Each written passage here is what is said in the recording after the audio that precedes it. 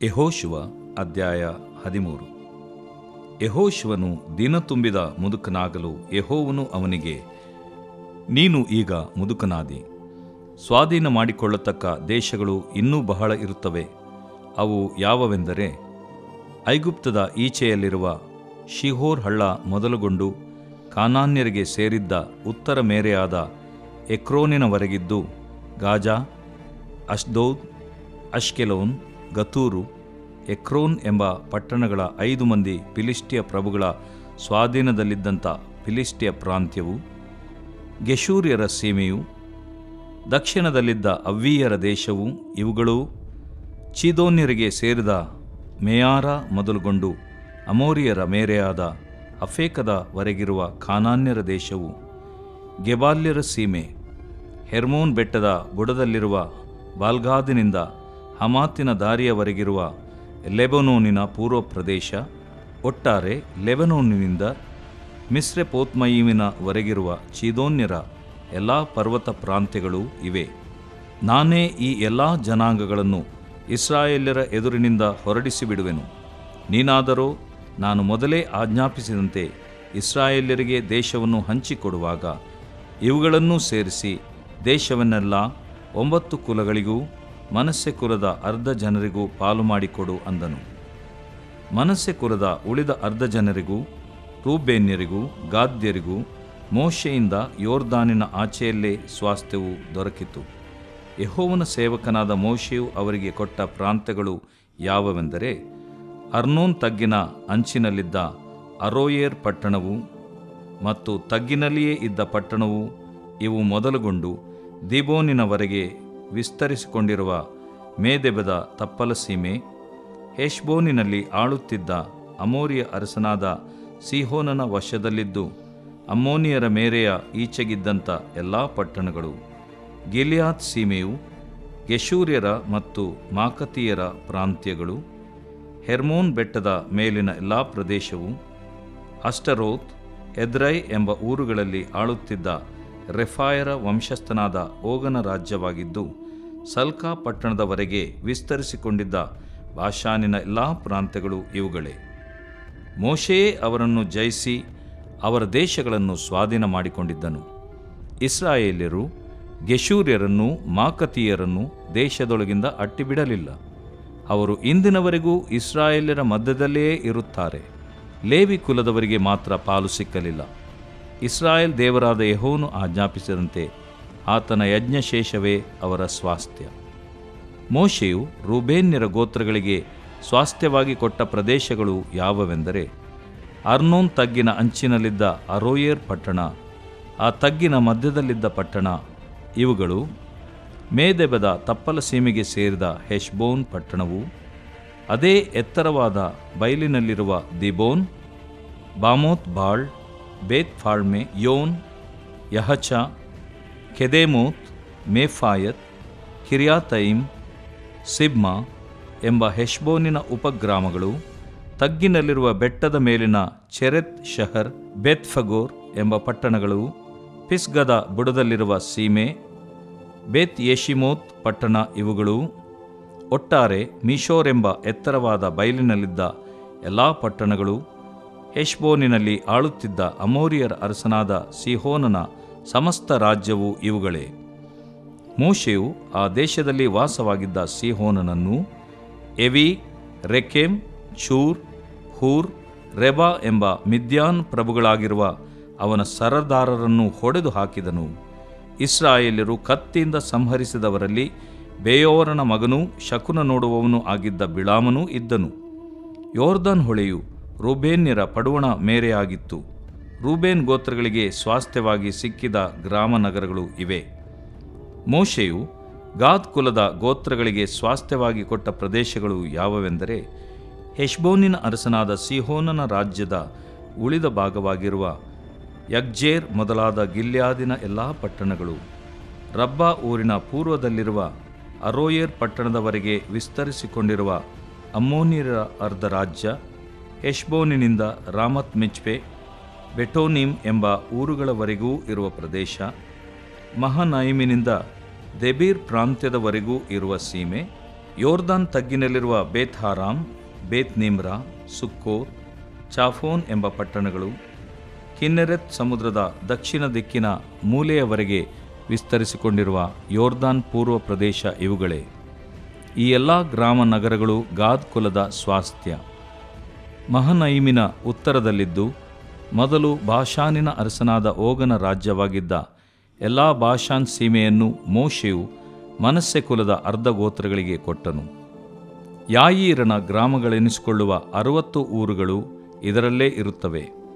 ಗಿಲ್ಯಾದಿನ ಅರ್ಧ ಭಾಗವು ಓಗನ ರಾಜಧಾನಿಗಳಾಗಿದ್ದ ಬಾಷಾನಿನ ಅಷ್ಟರೋತ್, ಎದ್ರೈ ಎಂಬ ಪಟ್ಟಣಗಳು ಮನಸ್ಸೆಯ ಮಗನಾದ ಮಾಕೀರನ ಗೋತ್ರದ ಅರ್ಧ ಜನರಿಗೆ ಸಿಕ್ಕಿದವು.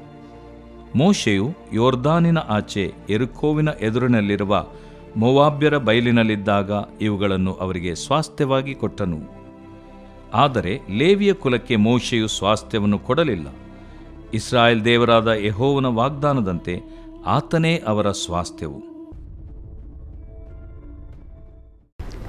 ದೇವರು ಪ್ರೀತಿಸುವ ಪ್ರೀತಿಯ ಬಿಗ್ ಜೆ ಟಿವಿ ಪ್ರಿಯ ವೀಕ್ಷಕರಿಗೆ ನಮ್ಮ ಕರ್ತನಾದ ಯೇಸು ಕ್ರಿಸ್ತನ ಹೆಸರಿನಲ್ಲಿ ನಿಮಗೆ ಸ್ವಾಗತ ಬಯಸ್ತೇವೆ. ಬನ್ನಿರಿ, ಇಂದು ನಾವು ಅಧ್ಯಯನ ಮಾಡಿಕೊಳ್ಳಲಿಕ್ಕಿರುವಂಥ ಒಂದು ಅಧ್ಯಾಯ ಯೆಹೋಶುವನ ಗ್ರಂಥ 13ನೇ ಅಧ್ಯಾಯ, ದ ಬುಕ್ ಆಫ್ ಜಾಶುವಾ ಚಾಪ್ಟರ್ 13.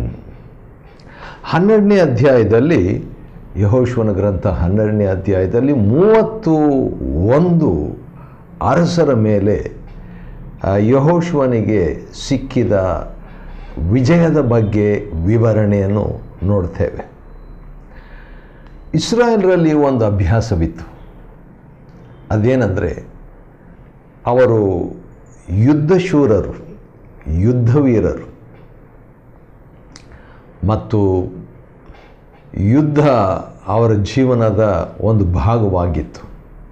ಆದರೂ ಸುಮ್ಮನೆ ಯುದ್ಧಕ್ಕೆ ಅವರಂತ ಹೋಗ್ತಿದ್ದಿಲ್ಲ. ಉದಾಹರಣೆಗೆ, ಐಗುಪ್ತ ದೇಶದಿಂದ ಕಾನಾನ್ ದೇಶಕ್ಕೆ, ದೇವರು ವಾಗ್ದಾನ ಮಾಡಿದ ದೇಶಕ್ಕೆ ಅವರು ಬರ್ತಾ ಇರುವಾಗ ಕೆಲವು ದೇಶಗಳ ಮೇಲೆ ಅವರು ಹಾದು ಬರಬೇಕಾಗಿತ್ತು. ಆದರೆ ಕೆಲವು ದೇಶಗಳ ಮಾರ್ಗವಾಗಿ ಅವರು ಬರಬೇಕಾಗಿತ್ತು. ಬಂದಾಗ ಅವರು ಯುದ್ಧ ಮಾಡಿಕೊಳ್ಳಲಿಕ್ಕೆ ಹೋಗ್ತಿರಲಿಲ್ಲ. ಉದಾಹರಣೆಗೆ ಏದೋಮ್ಯರ ಹತ್ರ ಅವರ ದೇಶವನ್ನು ಅವರು ಸುಮಾರು 30 ಲಕ್ಷ ಜನರು ಹಾಗೇ ಅದನ್ನು ಬೈಪಾಸ್ ಮಾಡುವಾಗ, ಅದನ್ನು ಹಾದು ಹೋಗುವಾಗ ಮೋಶೆ ಹೇಳಿ ಕಳಿಸ್ತಾರೆ. ಏನಂತ, ದಯವಿಟ್ಟು ನೀವು ನಮ್ಮ ಸಹೋದರರು, ಆದ ಕಾರಣ ದಯವಿಟ್ಟು ನಮಗೆ ಅವಕಾಶ ಮಾಡಿಕೊಡಬೇಕು. ನಿಮ್ಮ ದಾರಿಯಲ್ಲಿ ನಾವು ಹೋಗಿಬಿಡ್ತೇವೆ, ನಿಮಗೇನು ತೊಂದರೆ ಕೊಡೋದಿಲ್ಲ, ನಿಮ್ಮ ನೀರು ನಾವು ತಕ್ಕೊಳ್ಳೋದಿಲ್ಲ, ಯಾವುದೇ ರೀತಿಯಲ್ಲಿ ನಿಮಗೆ ಹಾನಿಯನ್ನು ಉಂಟು ಮಾಡೋದಿಲ್ಲ. ಒಂದು ವೇಳೆ ನೀರು ತಕ್ಕೊಂಡ್ರೂ ಕೂಡ ನಿಮ್ಗೆ ಅದಕ್ಕೆ ಬೇಕಾದ ಕ್ರಯ ನಾವು ಕೊಡ್ತೇವೆ. ಈ ರೀತಿಯಾಗೆಲ್ಲ ಹೇಳಿ ಕಳಿಸಿದಾಗ ಇಲ್ಲ ಎಂಬುದಾಗಿ ಒಪ್ಪದೆ ಏದೋಮ್ಯರು ಅವರಿಗೆ ಅವಕಾಶ ಮಾಡಿಕೊಡಲಿಲ್ಲ, ಅವರಿಗೆ ಒಳಪಡಲಿಲ್ಲ. ಅವರಿಗೆ ಮಾರ್ಗ ಶಾರ್ಟ್ಕಟ್ ಇತ್ತು, ಆ ಮಾರ್ಗವಾಗಿ ಹೋಗಬಾರ್ದಂತ ಇದ್ದರು. ಅದೇ ರೀತಿಯಾಗಿ ಈ ಅರಸರು ಸಿಹೋನ್ ಮತ್ತು ಓಗ್, ಅಮೋರಿಯರ ಅರಸರು, ಅವರು ಕೂಡ ಅವ್ರ ಹತ್ರ ಇವರು ಯುದ್ಧ ಮಾಡಬೇಕೆಂಬಂಥ ಆಶೆ ಇರಲಿಲ್ಲ. ಆದರೂ ಕೂಡ ಅವರು ಯುದ್ಧಕ್ಕೆ ಬಂದಾಗ ಇವರು ಬಿಡಲಿಲ್ಲ. ಆದ ಕಾರಣ ಕೆಲವರು ಬೇಕಂತ ಬಂದು ಯುದ್ಧ ಮಾಡಿ ಇಸ್ರಾಯೇಲರ ಜೊತೆಯಲ್ಲಿ ಸೋತು ಹೋದಂಥ ಘಟನೆಗಳು. ಸಾಮಾನ್ಯವಾಗಿ ಯೆಹೋಶುವನ ಕಾಲದಲ್ಲಿ, ಯೆಹೋಶುವನ ಜೀವನದಲ್ಲಿ ಫೇಲ್ಯೂರ್ ಅನ್ನುವಂಥದ್ದೇ ಇರಲಿಲ್ಲ, ಸೋಲ್ ಅನ್ನುವಂಥದ್ದೇ ಇರಲಿಲ್ಲ. ಒಂದೇ ಸಾರಿ ಆಯಿ ಎಂಬ ಸ್ಥಳಕ್ಕೆ ಯುದ್ಧಕ್ಕೆ ಹೋದಾಗ ಕೆಲವರೇ, ಸುಮಾರು 3,000 ಜನರು, ಇವರು 30 ಲಕ್ಷ ಜನರು ಇದ್ದಾರೆ, ಅವರಲ್ಲಿ 3,000 ಜನರು ಅವರು ಯುದ್ಧಕ್ಕೆ ಹೋದಾಗ ಸೋತು ಹೋಗ್ಬಿಟ್ರು. ಆಯಿಯವರ ಮುಂದೆ ಸೋತು ಹೋಗಿದ್ದ ಅಷ್ಟೇ ಅಲ್ಲದೆ 36 ಜನರು ಸತ್ತು ಹೋದರು ಇಸ್ರಾಯೇಲ್ರ ಕಡೆ. ಆವಾಗ ಅದು ಭಾಳ ಶಾಕ್. ಅದು ಫಸ್ಟ್ ಟೈಮ್ ಫೇಲಿಯರ್. ಮೊದಲನೇ ಬಾರಿ ಫೇಲ್ ಆದಾಗ, ಮೊದಲನೇ ಬಾರಿ ಸೋಲನ್ನು ಅಪ್ಪಿಕೊಂಡಾಗ, ಎದುರುಗೊಳ್ಳುವಾಗ, ಅನುಭವಿಸಿದಾಗ ಅದು ಹೇಗಿರಬೇಕು, ಭಾಳ ಕಷ್ಟ ಅನ್ನಿಸಿರಬೇಕು ಯೆಹೋಶುವನಿಗೆ. ಅದಕ್ಕೆ ಅವನು ಬಹಳ ನಕಾರಾತ್ಮಕವಾದ ಮಾತುಗಳನ್ನು ಹೇಳಿಬಿಟ್ಟು, ದೇವರೇ ನಮ್ಮನ್ನು ಅಮೋರಿಯರ ಕೈಗೆ ಒಪ್ಪಿಸಿ ನಾಶ ಮಾಡಬೇಕಂತಿದ್ದೀಯಾ ಎಂಬಂಥ ಮಾತನ್ನು ಉಪಯೋಗಿಸ್ಬಿಡ್ತಾನೆ ಯೆಹೋಶುವನು. ನಾವು ಇಷ್ಟೇ ಸಾಕೆಂದು ಯೋರ್ದನ್ ಹೊಳೆಯ ಆಚೆಯಲ್ಲಿ ಇದ್ದರೆ ಎಷ್ಟೋ ಒಳ್ಳೆಯದಾಗಿತ್ತು ಎಂಬುದಾಗಿ ಹೇಳ್ತಾನೆ. ಸ್ವಲ್ಪ ಇಸ್ರಾಯೇಲ್ ಥರನೇ ಇವನು ಗೊಣಗೊಟ್ಬಿಡ್ತಾನೆ. ಕರ್ತನೇ ಇಸ್ರಾಯೇಲ್ರು ಶತ್ರುಗಳಿಗೆ ಬೆನ್ನು ತೋರಿಸಿದ್ದಾರಲ್ಲ, ಫಸ್ಟು ಯಾಕೆ ಕರ್ಕೊಂಬಂದು ನಮಗೆ, ಯಾಕೆ ಈ ಸೋಲು ಎಂಬಂಥ ಒಂದು ಪ್ರಾರ್ಥನೆ. ಆನಂತರ ಇಸ್ರಾಯೇಲ್ರು ಬೆನ್ನು ತೋರಿಸ್ಬೇಕಾಯ್ತಲ್ಲ ಶತ್ರುಗಳಿಗೆ ಅಂತ ಇಸ್ರಾಯೇಲ್ರ ಬಗ್ಗೆ ಚಿಂತೆ, ಸೋಲಿನ ಬಗ್ಗೆ ಚಿಂತೆ, ಇಸ್ರಾಯೇಲ್ರ ಬಗ್ಗೆ ಚಿಂತೆ. ಮೂರನೇದಾಗಿ ನಿನ್ನ ಮಹಾನಾಮಕ್ಕೋಸ್ಕರ ಏನು ಮಾಡುವಿ. ಇದು ಒಳ್ಳೆಯ ಒಂದು ಪ್ರಾರ್ಥನೆ. ಯಾಕಂತ ಹೇಳಿದ್ರೆ, ದೇವರೇ ನಿನ್ನ ಹೆಸರಿಗೋಸ್ಕರವಾಗಿ ಏನು ಮಾಡ್ತೀಯಪ್ಪ ನೀನು ಎಂಬಂಥ ರೀತಿಯಲ್ಲಿ ಒಳ್ಳೆಯ ಪ್ರಾರ್ಥನೆ ಅದು ಯೆಹೋಶುವನು ಮಾಡಿದ್ದ. ಅದಕ್ಕಿಂತ ಮುಂಚೆ ಮಾಡಿದ ಅಷ್ಟೇನು ಒಳ್ಳೆ ಪ್ರಾರ್ಥನೆಯಾಗಿ ಇರಲಿಲ್ಲ, ಯಾಕಂದರೆ ಟೆನ್ಷನ್ನಲ್ಲಿ ಆ ರೀತಿಯಾಗಿ ಮಾಡ್ದ. ಆದರೆ ಅದೊಂದೇ ಸೋಲು. ಅನಂತರ ಯೆಹೋಶುವನಿಗೆ ಜಯದ ಮೇಲೆ ಜಯದ ಮೇಲೆ ಜಯ ಜಯ ಜಯ ಅಂತ ಹೇಳ್ಬಿಟ್ಟು ಸುಮಾರು 31 ಜಯ ಅಥವಾ 31 ಅರಸರ ಮೇಲೆ ಜಯ ಗಳಿಸ್ತಾನೆ ಯೆಹೋಶುವ. ಇದು ಒಂದಿನ ಎರಡು ದಿನ ಅಲ್ಲ, ಈ 31 ಅರಸರ ಮೇಲೆ ಆದಂಥ ಯುದ್ಧ. ಯಾಕಂತ ಹೇಳಿದ್ರೆ 11ನೇ ಅಧ್ಯಾಯದಲ್ಲಿ ಈ ಎಲ್ಲ ಅರಸರೊಡನೆ ಯೆಹೋಶುವನು ಬಹು ದಿನಗಳವರೆಗೂ ಯುದ್ಧ ಮಾಡಿದನು. ಜೀವಮಾನವೆಲ್ಲ ಅಥವಾ ಅರ್ಧಕ್ಕಿಂತಲೂ ಹೆಚ್ಚು ಜೀವಮಾನ ಯುದ್ಧ ಯುದ್ಧ ಯುದ್ಧ ಮಾಡ್ತಾ ಇದ್ದನು ಅಂತ ಕಾಣ್ತದೆ. ಈಗ 13ನೇ ಅಧ್ಯಾಯ ನಾವು ನೋಡುವಾಗ ಈಗ ವಯಸ್ಸಾಗ್ಬಿಟ್ಟಿದೆ ಯೆಹೋಶುವನಿಗೆ. ಮೊದಲನೇ ವಚನ 13, ಜಾಶುವಾ ಚಾಪ್ಟರ್ 13 ವರ್ಸ್ 1. ಯೆಹೋಶುವನು ದಿನ ತುಂಬಿದ ಮುದುಕನಾಗಲು, ವಯಸ್ಸಾಗ್ಬಿಟ್ಟಿದೆ, ಯುದ್ಧ ಮಾಡಿ ಮಾಡಿ ಸೋಲನ್ನುವಂಥದ್ದು ತನ್ನ ಲೈಫ್ನಲ್ಲಿನೇ, ತನ್ನ ಜೀವನದಲ್ಲೇ ನೋಡಿಲ್ಲ. ಒಂದೇ ಸಾರಿ ಆಯಿ ಹತ್ರದ ಆಕಾನ್ನ ಮುಖಾಂತರ, ಆಕಾನ್ ಅಂತ ಹೇಳಿದ್ರೆ ಕಿರುಕುಳ ಕೊಡುವಂಥವನು, ತೊಂದರೆ ಕೊಡುವಂಥವನು, ಆ ರೀತಿಯಾಗಿ ಯೆಹೋಶುವನಿಗೆ ತೊಂದರೆ ಕೊಟ್ಟನವನು. ಇಲ್ಲಿ ಯೆಹೋಶುವನು ದಿನ ತುಂಬಿದ ಮುದುಕನಾಗಲು, ವಯಸ್ಸಾಗ್ಬಿಟ್ಟಿದೆ. ಇಂತಹ ಸಂದರ್ಭದಲ್ಲಿ ಯಾರು ಮಾತಾಡಿದರೆ ಚೆನ್ನಾಗಿರ್ತದೆ? ಕೆಲವು ಸಾರಿ ವಯಸ್ಸಾದಂಥವ್ರಿಗೆ ಯಾರಾದರೂ ನಮ್ಮನ್ನು ವಿಸಿಟ್ ಮಾಡ್ತಾರಾ, ಯಾರಾದರೂ ಭೇಟಿ ಆಗ್ತಾರಾ ಎಂಬಂಥ ಒಂದು ಲವಲವಿಕೆ ಬಯಕೆ ಇರ್ತದೆ. ಆದರೆ VIP ಯಾರು ಭೇಟಿಯಾದರೂ ಯೆಹೋಶುವನಿಗೆ ಅಂತ ನೋಡುವಾಗ, ಯೆಹೋವನು ಅವನಿಗೆ, ದೇವರೇ ಕಾಣಿಸ್ಕೊಂಡು ಅಥವಾ ದೇವರ ಸ್ವರ ಕೇಳಿಸ್ಕೊಳ್ತಾನೆ, ನೀನು ಮುದುಕನಾದಿ, ಸ್ವಾಧೀನ ಮಾಡಿಕೊಳ್ಳತಕ್ಕ ದೇಶಗಳು ಇನ್ನೂ ಬಹಳ ಇರುತ್ತವೆ. ಈ 31 ಅರಸರ ಮೇಲೆ ಯುದ್ಧ ಮಾಡಿ ಎಷ್ಟೋ ದೊಡ್ಡ ಪ್ರಾಂತಗಳನ್ನು ಯೆಹೋಶುವನು ವಶಪಡಿಸಿಕೊಂಡಲ್ಲ, ಈಗೆಲ್ಲ ಆಗೋಯ್ತು ಎಂಬುದಾಗಿ ನಮಗೆ ಅನಿಸ್ಬೋದು, ನನಗೆ ಅನಿಸಿತ್ತು. ಆದರೆ ದೇವರು ಹೇಳುವಂಥದ್ದು ಇನ್ನೂ ಬಹಳ ಇದೆ, ಇನ್ನೂ ಬಹಳವಾಗಿದೆ. ಮೊನ್ನೆ ಯಾರೋ ಒಬ್ಬರು ಹೇಳ್ತಾ ಇದ್ರು, ಯೆಹೋಶುವನು ಯಾರನ್ನು ಟ್ರೈನಿಂಗ್ ಮಾಡಲಿಲ್ಲ, ತರಬೇತಿ ಕೊಡಲಿಲ್ಲ. ಮೋಶೆ ಯೆಹೋಶುವನನ್ನು ತರಬೇತಿ ಕೊಡಿಸಿದನಲ್ಲ, ಆ ರೀತಿಯಾಗಿ ಯೆಹೋಶುವನು ಯಾರನ್ನು ಕೂಡ ತನ್ನ ಮರಣಾನಂತರ ನೋಡಿಕೊಳ್ಳುವಂಥ ಮೆಂಟ್ರ್ ಮಾಡುವಂಥದ್ದು ಅಥವಾ ತರಬೇತಿ ಕೊಡಿಸುವಂಥದ್ದು, ಶಿಷ್ಯತ್ವ ಮಾಡುವಂಥ ಒಂದು ಕಾರ್ಯ ಯೆಹೋಶುವನು ಮಾಡಲಿಲ್ಲ. ವಿಚಿತ್ರ, ಅದು ದುಃಖಕರ. ಸರಿ, ಅದನ್ನು ಒಂದು ತಪ್ಪಾಗಿ ನಾವು ತಗೊಳ್ಬಾರ್ದು. ಒಂದು ವೇಳೆ ನಾಯಕತ್ವ ಬೇರೆ ಬೇರೆ ರೀತಿ ಇರ್ತದೆ, ಬೇರೆ ಬೇರೆ ಶೈಲಿ ಇರ್ತದೆ. ಯೆಹೋಶುವನ ಶೈಲಿ ಬೇರೆ ಆಗಿತ್ತು, ಆತನಿಗೆ ಸ್ತೋತ್ರವಾಗಲಿ. ಸರಿ, ಬಹಳಷ್ಟು ಸ್ಥಳ ಇದೆ ಅಂತ ಹೇಳ್ಬಿಟ್ಟು ದೇವರು ಒಂದು ಲಿಸ್ಟೇ ಕೊಡ್ತಾರೆ. ಅದು ಯಾವುದೆಂದರೆ 2-3 ವಚನ. ಈ ಸ್ಥಳ ಇದೆ, ಈ ಸ್ಥಳ ಇದೆ, ಗಾಜಾ ಇದೆ, ಅಸ್ತೋದ್ ಇದೆ, ಗತೂರ್ ಇದೆ, ಎಕ್ರೋನ್ ಇದೆ, ಇವೆಲ್ಲ ಎಷ್ಟೊಂದು ಸ್ಥಳಗಳು ಇದೆ. ಆದುದರಿಂದ ಆ ಒಂದು ಮಾತನ್ನು ಹೇಳಿದಾಗ ಮುದುಕನಾದಂಥ ಯೆಹೋಶುವನಿಗೀಗ ಇನ್ನೂ ಇದೆಯಾ, ಇಷ್ಟೊಂದು ಕೆಲಸ ಮಾಡೋದಿದೆಯಾ ಎಂಬುದಾಗಿ ಅವನಿಗೆ ಒಂದು ವೇಳೆ ಅನಿಸಿಕೆ ಬರ್ಬೋದು. ಅದಕ್ಕೆ ದೇವರು ಅವರಿಗೆ ಹೇಳುವಂಥ ಒಂದು ಮಾತು 6ನೇ ವಚನದ 2ನೇ ಭಾಗದಲ್ಲಿ, ನಾನೇ ಈ ಎಲ್ಲ ಜನಾಂಗಗಳನ್ನು ಇಸ್ರಾಯೇಲರ ಎದುರಿನಿಂದ ಹೊರಡಿಸಿ ಬಿಡುವೆನು. ಮುದುಕನಾಗಿ ನಾಯಕನು ಸತ್ತು ಹೋದರೆ ಏನು, ದೇವರು ಜೀವಂತವಾಗಿದ್ದು ತನ್ನ ಜನರನ್ನು ಮುಂದೆ ಕೂಡ ನಡೆಸುವ ಆತನಾಗಿದ್ದೇನೆ ಎಂಬಂಥದ್ದು ಇದರಲ್ಲಿ ನಮಗೆ ಸ್ಪಷ್ಟ ಅನ್ನಿಸ್ತದೆ. ದೇವರು 9 ಕುಲಗಳಿಗೂ ಮನುಷ್ಯ ಕುಲದ ಅರ್ಧ ಜನರಿಗೂ ಪಾಲು ಮಾಡಿ ಕೊಡು ಅಂತ ಹೇಳಿದನು. ದೇವರು ನೋಡ್ರಿ 9 ಕುಲದವರಿಗೆ ಬೇಕಾದಂಥ ಎಲ್ಲವನ್ನು ಕೊಟ್ಟ ನಂತರ ಇನ್ನು ಒಂದು ಅರ್ಧ ಕುಲದವರನ್ನು ಮರ್ತು ಹೋಗಲಿಲ್ಲ. ಮನುಷ್ಯ ಕುಲದ ಇನ್ನೊಂದು ಅರ್ಧ ಕುಲ ಅವ್ರಿಗೆ ಈಗಾಗಲೇ ಸಿಕ್ಕಿತ್ತು, ಇನ್ನೊಂದು ಅರ್ಧ ಮನುಷ್ಯ ಕುಲದವರಿಗೆ ಸಿಗಲಿಲ್ಲ. ಆದರೆ ದೇವರು ಅದನ್ನು ಮರೀಲಿಲ್ಲ.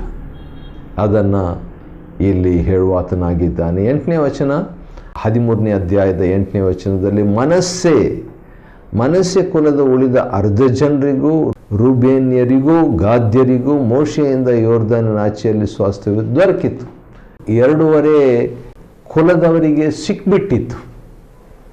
ಕಾನಾನ್ ದೇಶಕ್ಕೆ ಸೇರೋದಕ್ಕೆ ಮುಂಚಿತವಾಗಿ ಅವ್ರಿಗೆ ಸಿಕ್ಬಿಟ್ಟಿತ್ತು. ಯಾಕಂದರೆ ಬಹಳಷ್ಟು ದನಕುರಿಗಳು ಅವರಿಗೆ ಇದ್ದುದರಿಂದ ನಾವು ಮುಂದೆ ಹೋಗೋಕ್ಕಾಗೋದಿಲ್ಲ, ನಾವು ಇಲ್ಲೇ ಈ ಸ್ಥಳನೇ ನಮ್ಗೆ ಸಾಕು ಎಂಬುದಾಗಿ ಹೇಳಿದಾಗ ಮೋಶೆಗೆ ಒಂದು ರೀತಿಯಿಂದ ಅದು ಟೆನ್ಷನ್ ಆಗಿಬಿಡ್ತದೆ, ಕೋಪ ಬರ್ತದೆ. ಹಾಗಾದರೆ ನೀವು ಯುದ್ಧಕ್ಕೆ ಬರಬಾರ್ದಂತಿದ್ದೀರಾ, ನೀವು ಇಲ್ಲೇ ಸೆಟ್ಲ್ ಆಗಬೇಕಂತಿದ್ದೀರಾ, ನೀವು ಇನ್ನೂ ಯೋರ್ದನ ಆಚೆ ನೀವು ಬರ್ತಾ ಇಲ್ಲಲ್ಲ ಅಂತ ಹೇಳಿದಾಗ, ಇಲ್ಲಲ್ಲ ಹಾಗೇನಲ್ಲ, ನಾವು ಬಹಳಷ್ಟು ದನಕುರಿಗಳಿದೆ, ಪ್ರಯಾಣ ಮಾಡಲಿಕ್ಕಾಗಲ್ಲ, ಆದ ಕಾರಣ ನಾವು ನಮ್ಮವ್ರನ್ನ ಇಲ್ಲೇ ಬಿಡ್ತೇವೆ, ಆದರೆ ನಾವು ಬಂದು ನಿಮ್ಗೆ ಸಹಾಯ ಮಾಡ್ತೇವೆ ಅಂತ ಹೇಳಿದಾಗ ಮೋಶೆ, ಇಲ್ಲ ನೀವು ಮುಂದೆ ಹೋಗಿ ಯುದ್ಧ ಮಾಡೋರಾಗಿರಬೇಕು, ಆನಂತರ ನೀವು ಹಿಂದಿರುಗಿ ಬರ್ಬೋದು ಎಂಬುದಾಗಿ ಹೇಳಿದಾಗ ಈ ರೂಬೇನ್ ಮತ್ತು ಗಾದ್ ಮನಸ್ಸೆ ಕುಲದ ಅರ್ಧ ಜನರು ಮುಂದೆ ಹೋಗಿ ಯುದ್ಧ ಮಾಡಿ ತನ್ನ ಸಹೋದರರಿಗಾಗಿ ಯುದ್ಧ ಮಾಡಿ ಆನಂತರ ಅವರು ಹಿಂದಿರುಗಿ ಬಂದು ತಮಗಿದ್ದಂಥ ಸ್ಥಳವನ್ನು ಪಡ್ಕೊಂಡ್ರು. ಮತ್ತು ಅವ್ರ ಮುಖಾಂತರನೇ ಈ ಸಿಹೋನ್, ಓಗ್ ಎಂಬಂಥ ರಾಜರು ಕೂಡ ಸೋತು ಹೋದರು. 12ನೇ ವಚನದಲ್ಲಿ ಒಂದು ಮಾತು ನಿಮ್ಮ ಗಮನಕ್ಕೆ ತರ ಬಯಸ್ತೇನೆ. ಅದೇಂದರೆ ಮೋಶೆಯೇ ಅವರನ್ನು ಜಯಿಸಿ, ಮೋಶೆಯೇ ಜಯಿಸಿದ್ದು, ಮೋಶೆ ಯುದ್ಧ ಮಾಡಿ ಜಯಿಸಿದೆಂಬಂಥ ವರದಿ. 2 ಸ್ಥಳ ಇಸ್ರಾಯೇಲರು 2 ಸ್ಥಳದ ಜನರನ್ನು ಅಟ್ಟಿ ಬಿಡಲಿಲ್ಲ ಅಂತ, ಎಲ್ಲರನ್ನೂ ಓಡಿಸ್ಬಿಡಬೇಕು. ಆದರೆ 2 ದೇಶದೊಳಗಿಂದ 2 ಪಂಗಡದವ್ರನ್ನು ಓಡಿಸಲಿಲ್ಲ ಅಂತ. ಯಾರಂತ ತಿಳ್ಕೊಳ್ಳಿಕ್ಕೆ ನಿಮ್ಗೆ ಇಷ್ಟನಾ? 13 ನೆನಪಿಟ್ಕೊಳ್ಳಿಕ್ಕೆ ಈಸಿ. ಯೆಹೋಶುವ 13 ಒಂದು, ಇಸ್ರಾಯೇಲರು ಗೆಶೂರ್ಯರನ್ನು ಅಟ್ಟಿ ಬಿಡಲಿಲ್ಲ ದೇಶದೊಳಗಿಂದ. ಗೆಶೂರ್ ಅಂತ ಹೇಳಿದರೆ ಸೇತುವೆ ಅಂತ ಅರ್ಥ. ಸೇತುವೆ ಇದ್ದ ಹಾಗಿದ್ರು, ಆದ ಕಾರಣ ಇರಲಿ ಬಿಡಂತ ಅಟ್ಟಿ ಬಿಡಲಿಲ್ಲೋ ಏನೋ. ಮತ್ತು ಮಾಕತಿಯರನ್ನು ಕೂಡ ದೇಶದೊಳಗಿಂದ ಅಟ್ಟಿ ಬಿಡಲಿಲ್ಲ ಅಂತ. ಮಾಕತಿಯರು ಅಂತ ಹೇಳಿದರೆ ಚುಚ್ಚಲ್ಪಟ್ಟವರು, ಒತ್ತಲ್ಪಟ್ಟವರು, ಮನಗುಂದಿದವರು ಅಂತ ಅರ್ಥ. ಈಗಾಗಲೇ ಅವರು ಮನಗುಂದ್ಬಿಟ್ಟಿದ್ದಾರೆ, ಚುಚ್ಚಲ್ಪಟ್ಟಿದ್ದಾರೆ, ತಿವಿಯಲ್ಪಟ್ಟಿದ್ದಾರೆ, ಪಿಯರ್ಸ್ಡ್. ಆದ ಕಾರಣ ಮತ್ತೆ ಯಾಕೆ ಅವ್ರನ್ನ ಇನ್ನೂ ಕಷ್ಟ ಕೊಡೋದಂತ ಹೇಳ್ಬಿಟ್ಟು ಅಟ್ಟಿ ಬಿಡಲಿಲ್ವೋ ಏನೋ ಗೊತ್ತಿಲ್ಲ. ಒಟ್ಟು ಈ 2 ಗ್ರೂಪ್ನವರನ್ನು ದೇಶದೊಳಗಿಂದ ಅಟ್ಟಿ ಬಿಡಲಿಲ್ಲ. ಆ ರೀತಿಯಾಗಿ ಹೇಳಿದ ಮೇಲೆ ಲೇವಿಯರ ಬಗ್ಗೆ ಈ ಅಧ್ಯಾಯದಲ್ಲಿ, ಉದಾಹರಣೆಗೆ ಲೇವಿಯರ ಬಗ್ಗೆ ಮತ್ತೆ ಬರುವಂಥ ಒಂದು ಮಾತೇನು ಅಂತ ಹೇಳಿದರೆ, ಲೇವಿ ಕುಲದವರಿಗೆ ಮಾತ್ರ ಪಾಲು ಸಿಕ್ಕಲಿಲ್ಲ. ಲೇವಿ ಕುಲದವರಿಗೆ ಮಾತ್ರ ಪಾಲು ಸಿಕ್ಕಲಿಲ್ಲ. ಯಾಕೆ ಅಂತ ಹೇಳ್ಬಿಟ್ಟು ಕಾರಣ ಕೊಡಲಾಗಿದೆ 13ನೇ ಅಧ್ಯಾಯದ 14ನೇ ವಚನದಲ್ಲಿ. ಇಸ್ರಾಯೇಲ್ ದೇವರಾದ ಯೆಹೋವನು ಆಜ್ಞಾಪಿಸಿದಂತೆ ಆತನ ಯಜ್ಞಶೇಷವೇ ಅವರ ಸ್ವಾಸ್ಥ್ಯ. ಒಂದ್ಸರಿ ದೇವರು ಹೇಳ್ತಾರೆ, ನಾನೇ ಅವರಿಗೆ ಸ್ವಾಸ್ಥ್ಯ, ನಾನೇ ನಿಮಗೆ ಪ್ರಾಪರ್ಟಿ, ನಾನೇ ನಿಮಗೆ ಆಸ್ತಿ. ಲೇವಿ ಕುಲದವರಿಗೆ ನಾನೇ ಆಸ್ತಿ ಎಂಬುದಾಗಿ ಹೇಳ್ಬಿಟ್ಟು ಇಲ್ಲಿ ಸ್ವಲ್ಪ ಪ್ರಾಕ್ಟಿಕಲ್ ಆಗಿ ದೇವರು ಮಾತಾಡ್ತಾರೆ. ಅದೇನಂತ ಹೇಳಿದ್ರೆ 14ನೇ ವಚನ, ಯಜ್ಞಶೇಷವೇ ಅವರ ಸ್ವಾಸ್ಥ್ಯ. ಹಾಗಾದರೆ ಇಸ್ರಾಯೇಲರಿಗೆ ಸ್ವಲ್ಪ ಆಸ್ತಿ ಇದೆ, ಒಂದು ರೀತಿಯಿಂದ ಆಸ್ತಿ ಇಲ್ಲ, ಇನ್ನೊಂದು ರೀತಿಯಿಂದ ಸ್ವಲ್ಪ ಮಟ್ಟಿಗೆ ಆಸ್ತಿ ಇದೆ ಎಂಬುದಾಗಿ ನಾವು ನೋಡ್ತೇವ್ರಿ. ಈ ಯುದ್ಧವಾದಾಗ ಏನಾಯ್ತು ಅಂತ ಹೇಳುವಾಗ ಒಬ್ಬ VIP ಇರ್ತಾನ್ರಿ. ಅವನ ಬಗ್ಗೆ ಅರಣ್ಯಕಾಂಡ 22, 23, 24ರಲ್ಲಿ ಕೂಡ ಬಹಳಷ್ಟು ಅವನ ಬಗ್ಗೆ ಹೇಳಲಾಗಿದೆ. ಅವನ ಹೆಸರು ಏನಂತ ಹೇಳಿದರೆ ಬಿಳಾಮನು. ಬಿಳಾಮನು ಕೂಡ ಈ ಯುದ್ಧದಲ್ಲಿ ಸತ್ತು ಹೋಗ್ತಾನೆ. ಅದನ್ನು 2ನೇ ಸಾರಿ ಈ 13ನೇ ಅಧ್ಯಾಯ 22ನೇ ವಚನದಲ್ಲಿ ಹೇಳಲಾಗಿದೆ. ಈಗಾಗಲೇ ಒಂದು ಸಾರಿ ಅರಣ್ಯಕಾಂಡ 31ರಲ್ಲಿ ಅವನು ಸತ್ತು ಹೋಗ್ತಾನೆ ಯುದ್ಧದಲ್ಲಿ ಅಂತ ಹೇಳಿತ್ತು. ಇಲ್ಲಿ ಕೂಡ ನೋಡುವಾಗ ಇನ್ನೊಂದು ಸಾರಿ ಅವನು ಸತ್ತು ಹೋದನಂತಿದೆ.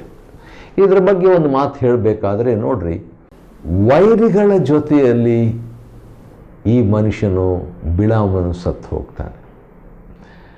ಹೌದು, ದೇವರ ಹತ್ರ ಇವನು ಸಂಪರ್ಕ ಇಟ್ಕೊಂಡಿದ್ದನು, ದೇವರನ್ನು ಕೇಳಿದನು, ದೇವ್ರ ಸ್ವರ ಕೇಳಿಸ್ಕೊಂಡನು, ದೇವರ ಪರವಾಗಿ ಪ್ರವಾದಿಸಿದನು ಕೂಡ.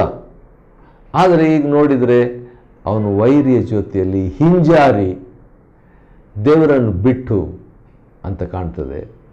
ಯಾಕಂದರೆ ಅವನು ಇಸ್ರಾಯೇಲರು ಕತ್ತಿಯಿಂದ ಸಂಹರಿಸಿದವರಲ್ಲಿ ಬೇಯೋರನ ಮಗನು ಶಕುನ ನೋಡುವವನು ಆಗಿದ್ದ ಬಿಳಾಮನು ಇದ್ದನು. ಒಂದು ರೀತಿಯಿಂದ ದೇವ್ರ ಕಡೆಗೆ ಟಚ್ ಇಟ್ಕೊಂಡು ಸಂಪರ್ಕ ಇಟ್ಕೊಂಡು ದೇವ್ರ ಸ್ವರ ಕೇಳ್ತಿದ್ನು. ಆದರೆ ಶಕುನ ನೋಡುವಂಥದ್ದು ಒಂದು ಒಂದು ಮಿಶ್ರಯ ಜೀವನ ಇವನು ಮಾಡ್ತಾ ಇದ್ದಂಥದ್ದನ್ನು ನಾವು ನೋಡಬಹುದು.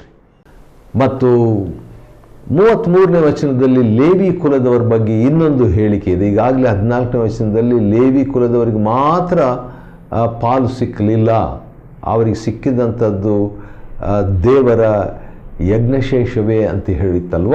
ಈಗ 33ನೇ ವಚನದಲ್ಲಿರುವಂಥ ಒಂದು ಮಾತನ್ನು ಗಮನಿಸಿರಿ. ಯೆಹೋಶುವ 13:33, ಆದರೆ ಎಲ್ಲ ಜನರಿಗೆ ಭಾಗ ಸಿಗ್ತಾ ಇತ್ತು. 12 ಗೋತ್ರದವರಿಗೂ ಈ ಒಂದು ಸ್ಥಳ ಬೇರೆ ಬೇರೆ ಸ್ಥಳ ಸಿಗ್ತಾ ಇತ್ತು. ಆದರೆ ಲೇವಿಯ ಕುಲಕ್ಕೆ ಮೋಶೆಯು ಸ್ವಾಸ್ಥ್ಯವನ್ನು ಕೊಡಲಿಲ್ಲ. ದೇವರೇ ಅವರ ಸ್ವಾಸ್ಥ್ಯ ಆದ ಕಾರಣ ಇದು ಮತ್ತೆ 2ನೇ ಸಾರಿ ರಿಪೀಟ್ ಆಗಿದೆ. ಇದು ಭಾಳ ಸರಿ ಆಗಾಗ ಬರ್ತಾ ಇರುವಂಥ ಮಾತು. ಯಾಕೆ 33ನೇ ವಚನ 2ನೇ ಕಾರಣ, ಲೇವಿಯವರಿಗೆ ಯಾಕೆ ಜಮೀನು ಸಿಕ್ಕಲಿಲ್ಲ ಅಂತ ಹೇಳಿದ್ರೆ, ಇಸ್ರಾಯೇಲ್ ದೇವರಾದ ಯೆಹೋವನ ವಾಗ್ದಾನದಂತೆ ಆತನೇ ಅವರ ಸ್ವಾಸ್ಥ್ಯ. ಯೆಹೋವನು ನನಗೆ ಕುರುಬನು, ಕೊರತೆ ಪಡೆನು ಅಂತ ಕೀರ್ತನೆಗಾರನು ಹೇಳ್ತಾನಲ್ಲ. ಆ ರೀತಿಯಾಗಿ ಲೇವಿಯರಿಗೆ ದೇವರೇ ಸ್ವಾಸ್ಥ್ಯ. ಮತ್ತು ಪ್ರಾಕ್ಟಿಕಲ್ ಆಗಿ ಪ್ರಾಯೋಗಿಕವಾಗಿ ದೇವರ ಆಲಯದಲ್ಲಿ ಬರುವಾಗ ಈ ಯಜ್ಞಶೇಷವನ್ನು ದೇವರ ಅವರಿಗೆ ಕೊಟ್ಟರು, ಕಾಣಿಕೆಯನ್ನು ಅವರಿಗೆ ಕೊಟ್ಟರು.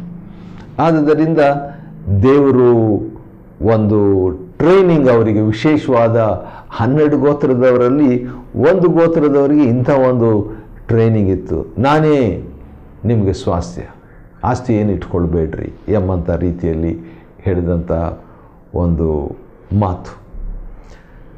ಹೊಸ ಒಡಂಬಡಿಕೆಯಲ್ಲಿ ಕೂಡ ನಾವು ನೋಡುವಾಗ 2 ಕ್ರಮ ಇದೆ. ಒಂದು ಲೇವಿಯ ಕ್ರಮ, ಇನ್ನೊಂದು ಮೆಲ್ಕಿಜೆದೇಕನ ಕ್ರಮ. ಅಂದರೆ ಇದು ಯಾಜಕ ಉದ್ಯೋಗದ ಬಗ್ಗೆ ಹೇಳುವಾಗ, ಯಾಜಕತ್ವದ ಬಗ್ಗೆ ನೋಡುವಾಗ ಲೇವಿಯ ಯಾಜಕತ್ವ, ಮೆಲ್ಕಿಜೆದೇಕನ ಯಾಜಕತ್ವ. ಲೇವಿ ಯಾಜಕತ್ವ ಹೇಗಿತ್ತಂದರೆ ಅವರು ಯಜ್ಞವನ್ನು ತಂದು ಸಮರ್ಪಿಸ್ತಿದ್ರು, ಲೇವಿಯ ಯಾಜಕತ್ವ. ಆದರೆ ಮೆಲ್ಕಿಜೆದೇಕನ ಯಾಜಕತ್ವ ಏನಂದರೆ ತಾವೇ ಯಜ್ಞವಾಗಿಬಿಡ್ತಿದ್ರು, ತಾವೇ ಯಜ್ಞವಾಗುವಂಥದ್ದು ಮೆಲ್ಕಿಜೆದೇಕನ ಯಾಜಕತ್ವ. ಆದರೆ ಲೇವಿಯ ಯಾಜಕತ್ವ ಯಜ್ಞವನ್ನು ತರುವಂಥದ್ದಾಗಿತ್ತು. ಆದರೆ ನಾವು ಮೆಲ್ಕಿಜೆದೇಕನ ಯಾಜಕತ್ವವಾಗಿರುವುದರಿಂದ ರೋಮ 12:1 ಪ್ರಕಾರವಾಗಿ ನಮ್ಮನ್ನೇ ಸಜೀವ ಯಜ್ಞವಾಗಿ ಸಮರ್ಪಿಸುವಂತೆ ದೇವರು ಅಪೇಕ್ಷೆ ಪಡ್ತಾರೆ. 13ನೇ ಅಧ್ಯಾಯ ಯೆಹೋಶುವನ ಗ್ರಂಥವನ್ನು ಅಧ್ಯಯನ ಮಾಡಿಕೊಳ್ಳುವಂತೆ ದೇವರು ಕೊಟ್ಟ ಕೃಪೆಗಾಗಿ ಆತನಿಗೆ ಸ್ತೋತ್ರವಾಗಲಿ. ದೇವರು ನಿಮ್ಮನ್ನು ಆಶೀರ್ವದಿಸಲಿ.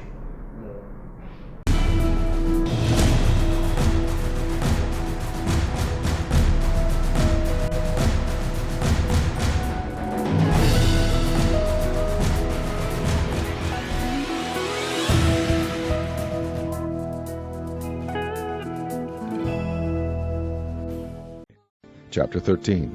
Now Joshua was old and stricken in years, and the Lord said unto him, Thou art old and stricken in years, and there remaineth yet very much land to be possessed. This is the land that yet remaineth, all the borders of the Philistines, and all Geshuri, from Sihor, which is before Egypt, even unto the borders of Ekron northward, which is counted to the Canaanite. 5 lords of the Philistines, the Gazathites, and the Ashdothites, the Askelonites, the Gittites, and the Ekronites, also the Avites. From the south all the land of the Canaanites, and the Mearah, that is beside the Sidonians, unto Aphek, to the borders of the Amorites, and the land of the Giblites, and all Lebanon toward the sunrising, from Baal-Gad unto Mount Hermon, unto the entering into Hamath. All the inhabitants of the hill country from Lebanon unto Misrephoth Maim, and all the Sidonians, them will I drive out from before the children of Israel. Only divide thou it by lot unto the Israelites for an inheritance, as I have commanded thee. Now therefore divide this land for an inheritance unto the 9 tribes, and the half-tribe of Manasseh, with whom the Reubenites and the Gadites have received their inheritance, which Moses gave them beyond Jordan eastward, even as Moses the servant of the Lord gave them, from Aroer, that is upon the bank of the river Arnon, and the city that is in the midst of the river, and all the plain of Medeba unto Dibon, and all the city of Sihon king of the Amorites, which reigned in Heshbon, unto the border of the children of Ammon, and Gilead, and the border of the Geshurites and Maacathites, and all Mount Hermon, and all Bashan unto Salcah, all the kingdom of Og in Bashan, which reigned as Ashtaroth, and in Adriai, who remained of the remnant of the giants, for these did Moses smite and cast them out. Nevertheless the children of Israel expelled not the Geshurites, nor the Maacathites, but the Geshurites and the Maacathites dwell among the Israelites until this day. Only unto the tribe of Levi he gave none inheritance. The sacrifices of the Lord God of Israel made by fire are their inheritance, as he said unto them. And Moses gave unto the tribe of the children of Reuben inheritance according to their families. And their coast was from Aroer, that is on the bank of the river Arnon, and the city that is in the midst of the river, and all the plain of Medeba. Heshbon, and all her cities that are in the plain, Dibon, and Bemoth Baal, and Beth Baal Meon, and Jahaza, and Kedemoth, and Mephaath, and Kirjathaim, and Sibma, and Zareth Shahar, in the mount of the valley, and Beth Peor, and Ashdoth Pisgah, and Beth Jeshimoth, and all the cities of the plain, and all the kingdom of Sihon king of the Amorites, which reigned in Heshbon, whom Moses smote with the princes of Midian, Evi, and Rechem, and Zur, and Hur, and Reba, which were dukes of Sihon, dwelling in the country. Balaam also the son of Beor the soothsayer did the children of Israel slay with the sword among them that were slain by them. And the border of the children of Reuben was Jordan, and the border thereof. This was the inheritance of the children of Reuben after their families, the cities and the villages thereof. And Moses gave inheritance unto the tribe of Gad, even unto the children of Gad according to their families. And their coast was Jazer, and all the cities of Gilead, and half the land of the children of Ammon, unto Aroer, that is before Rabbah, and from Heshbon unto Ramaz-Mispeh, and Betonim, and from Mahanaim unto the border of Debir, and in the valley Beth-aram, and Beth-nimrah, and Succoth, and Zaphon, the rest of the kingdom of Sihon, king of Heshbon, Jordan and his border, even unto the edge of the sea of Chinnereth, on the other side Jordan, eastward. This is the inheritance of the children of Gad, after their families, the cities and their villages. And Moses gave inheritance unto the half-tribe of Manasseh, and this was the possession of the half-tribe of the children of Manasseh by their families. And their coast was from Manahaim, all Bashan, all the kingdom of Og, king of Bashan, and all the towns of Jair, which are in Bashan, 60 cities, and half Gilead, and Ashtaroth, and Edrei, cities of the kingdom of Og and Bashan, were pertaining unto the children of Machir, the son of Manasseh, even to the 1/2 of the children of Machir by their families. These are the countries which Moses did distribute for inheritance in the plains of Moab, on the other side Jordan, by Jericho eastward. But unto the tribe of Levi Moses gave not any inheritance. The Lord God of Israel was their inheritance, as he said unto them.